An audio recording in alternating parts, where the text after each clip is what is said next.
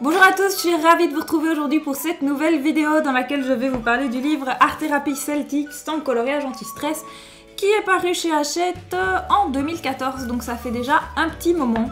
Alors je sais que je vous ai promis la vidéo sur les crayons d'Erwin Tintens et j'oublie pas, mais ça demande quand même plus de préparation vu que c'est un tutoriel, donc vous allez la voir, mais patience, et vous aurez aussi la vidéo sur le livre Game of Thrones qui va arriver dans les jours à venir ou début de semaine prochaine. Alors en tout cas, le livre Celtique, il fait partie des 2 livres que j'ai reçus quand j'ai vraiment commencé le coloriage. Bon, j'en faisais déjà un peu avant, mais pas plus que ça. Donc au mois de mai l'année dernière, on me l'a offert.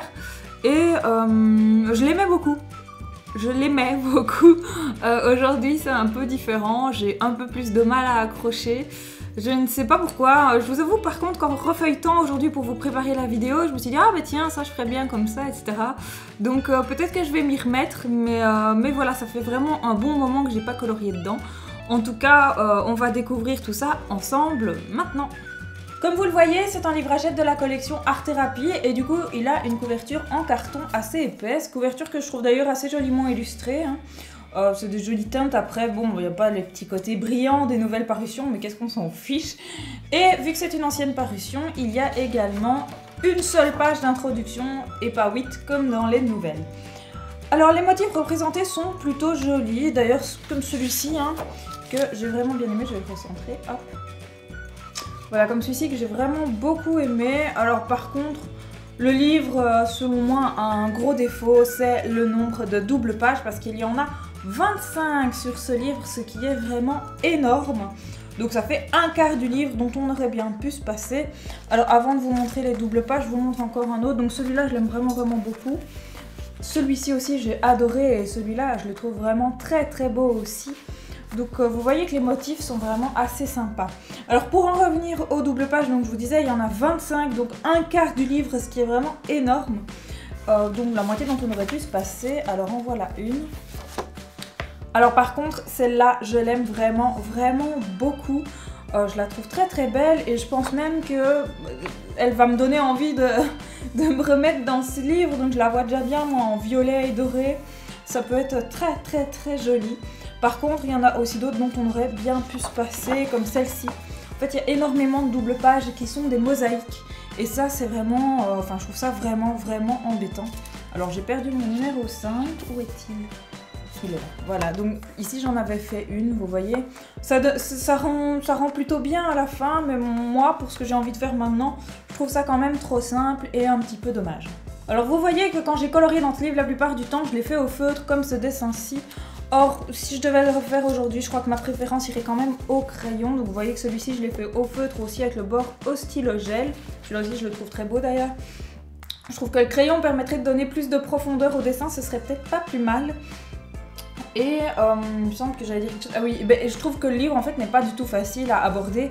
Puisque comme ce sont des motifs celtiques, personnellement j'ai toujours envie de faire du vert, bleu, marron, doré, ou encore comme mon numéro 7 qui s'est caché quelque part, qui est là, voilà, du rouge, du brun, du doré, etc.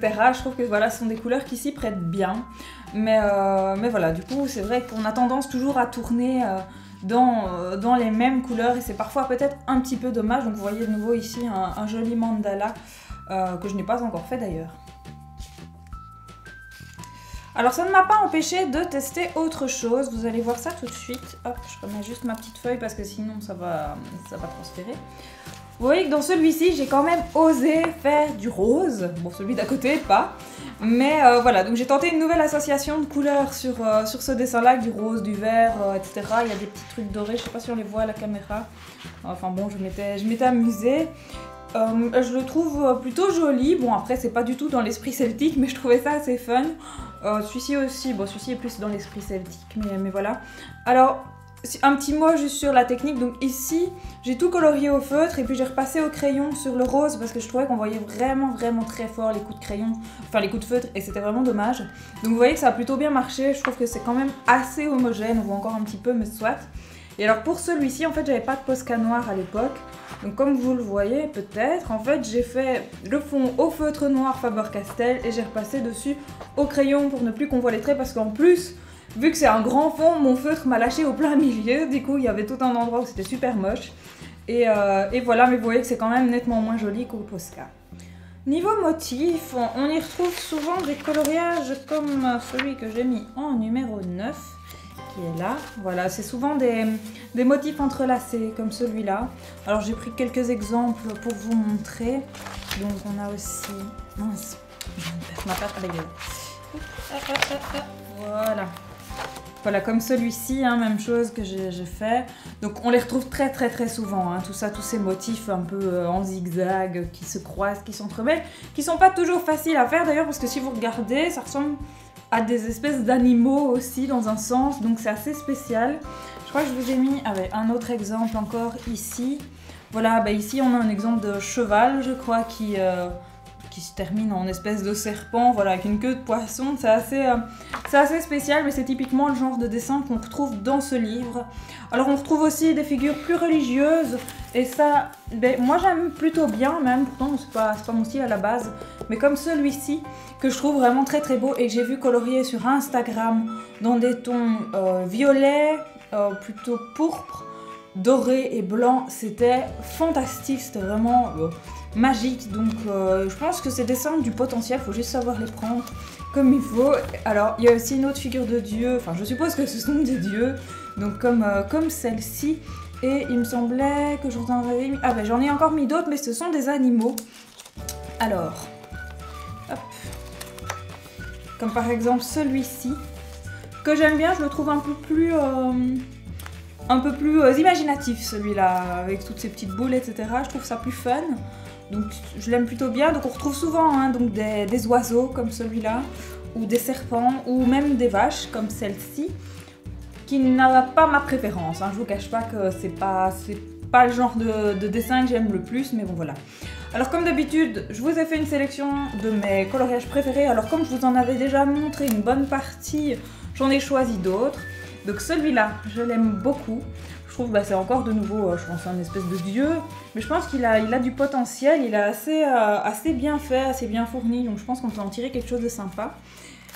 On a aussi ces deux pages-là, donc avec de nouveau un espèce de serpent, ou c'est plutôt un félin ou un chat peut-être avec des griffes, je ne sais pas, qui est entrelacé ici, une espèce de gueule ouverte, avec un oiseau au-dessus. Donc parfois il faut deviner les motifs, mais je les trouve quand même globalement jolis. Et alors de nouveau un espèce de dieu ou de figure un peu plus mystique ici, que je trouve très travaillé et qui à mon avis peut être sympa aussi. Alors d'habitude c'est vrai que je vous fais une sélection des plus moches du livre, sauf que cette fois-ci je dois dire que la qualité des illustrations est assez égale dans tout le livre. Donc c'est un petit peu plus compliqué, j'ai pas trouvé de dessin vraiment moche. Par contre j'en ai trouvé qui ne me plaisaient pas vraiment, donc j'en ai pris deux. Voilà, par exemple, ces deux pages-ci m'inspirent quand même beaucoup moins. Je les trouve un peu fouillis en fait, et puis là, tous ces personnages entremêlés, ça me parle pas plus que ça. Là, les animaux, limite peut-être oui, mais cette page-là, je l'aime vraiment pas trop. Et alors, celle-ci, donc avec les espèces d'oiseaux et ces trucs-là surtout, j'aime pas trop. Le mix humain-animal, c'est quelque chose qui me gêne un peu, je sais pas, ça me dérange, donc cette page-là, je la ferai probablement pas. Mais voilà, je pense qu'on a vu un petit peu tout ce qui se passait dans le livre. Et bien voilà, j'espère que ça vous a plu et que vous y voyez un petit peu plus clair concernant ce livre. Alors vous avez remarqué, j'ai changé l'angle de la caméra, je voulais essayer parce qu'on me l'a suggéré. Donc j'attends vos commentaires pour savoir ce que vous en pensez, si vous préférez comme ça ou quand je montre les livres à la main. En tout cas, on va se retrouver très vite pour la vidéo, cette fois sur les Derwentings et sur le livre Game of Thrones. À bientôt!